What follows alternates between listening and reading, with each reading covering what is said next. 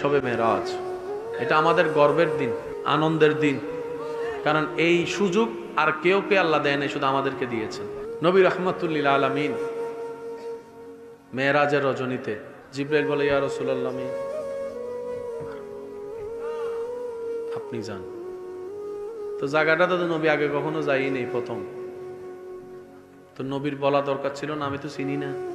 যুবক, তোমরা এগুলো মনে রাখতে হবে তো, কারণ তোমরা না শেষ নবীর উম্মত। কোথাও বলতে গেলে তোমার নবী যে কেমন, এটা বলতে হবে তো। তোমাকে বুক ফুলাই বলবা, আমার নবী, এটা আমার নবী, এটা আমার নবী, এটা আমার নবী। জিবরাইল আজীবন একটা ডিউটি করছে। কোন নবীর কিছু প্রয়োজন হলে আসছে, খবর নিছে, আল্লাহরে বলছে, কাম করে দিছে। ঠিক আছে। যেদিন নবীর সাথে জিবরাইল ওই সিদরাতুল মুনতাহা দেখা শেষ, জিবরাইলে নবী কয়, ও জিবরাইল, তুমি তো ইব্রাহিম নবীরে কইছিলা কি লাগবো সাহায্য, কইতো। আজকে আমি তোমারে জিজ্ঞেস করলাম, আমি নবী, জিবরাইল তোমার কি দরখাস্ত আছে আমারে বলো, আমি আমার রবকে বলবো। এতদিন অন্যের দরখাস্ত তুমি বলছো, আজকে তোমার দরখাস্ত আমি বলবো। আমি high high high high high high. মনে রাখবেন ভাইয়েরা, মেরাজের মধ্যে একটা বোরাক আসেনি? বোরাকটা থাকাটা আসলে দরকার ছিল।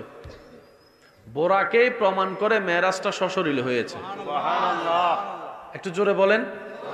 কারণ এর পরে যা হয়েছে এগুলো আপনার আমার ক্যাপচারের বাইরে, কিন্তু মক্কা থেকে আকসারটা ক্যাপচার করা যাবে।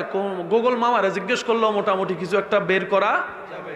তারপরে বোরাকের স্পিড বের করলে মোটামুটি ক্যালকুলেশন মিলে যাবে। আল্লাহ পাক বলে, জিবরাইল বোরাক নিয়ে যাও। জিবরাইল বলে, আল্লাহ তুমি চাইলে তেমনিও নিয়ে আসতে পারো, ঈসা নবীরে তুলে ফেলছো না, এমনি তুলে ফেলো। রব বলে যে না, আমার নবীর এই বিষয়টা কিয়ামত পর্যন্ত থাকবে। কিয়ামত পর্যন্ত হাজার বুদ্ধিওয়ালা মানুষ আসবে, এক একজনের এক এক মাথা, এক একজনের এক এক বুদ্ধি, এক একজনের এক এক চিন্তা। বোরাকটা নিয়ে যাও, যেন তারা শুনে বুঝতে পারে বোরাক যেহেতু বাহন, বাহনে যাত্রী কাম্য, যাত্রী দরকার, সুতরাং বোরাক যেহেতু আছে, যাত্রীও। সমস্ত নবী রাসূল কল্পনা করেও সেখানে পৌঁছতে পারবে না। আর একটু জোরে বলেন না। মূসা নবীর লাঠির আঘাতে পাথর 2 ভাগ, আর আপনার আমার নবী উহুদের ময়দানে যাওয়ার পরে পাহাড়ে ঢুকার পাহাড়ে নিজেই 2 ভাগ হয়ে নবীকে জায়গা করে দিয়েছে।